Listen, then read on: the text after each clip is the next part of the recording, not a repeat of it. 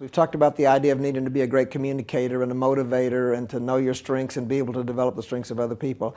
So they're not really sort of one tip. I would say probably the most important tip is don't get too full of yourself. They say don't read your own press releases, but the idea is to have a great sense of sort of authority and be comfortable in the idea of being in a leadership role. At the same time, not be so full of your own ego that you're acting and you're not being sort of authentic and you're not getting the job done. You have the same responsibility everyone else does, which is to do your job so that everyone else can do theirs.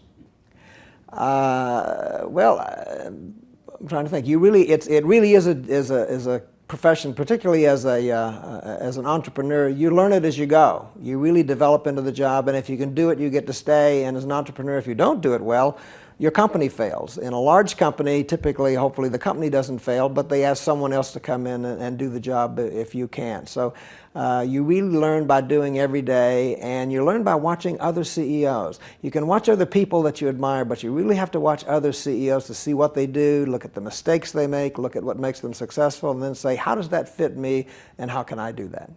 Probably the biggest one was that I think I'd mentioned this before, that everything matters, that little things sometimes can be what undoes you, and that a variety of different types of styles can work, from a Jack Welch at GE to an A.G. Lafley at Procter & Gamble have very different sort of styles that can work. So that was probably the biggest thing I learned, was that you have to figure out what the job is, and then you have to figure out what uniquely about you is fit to do that job.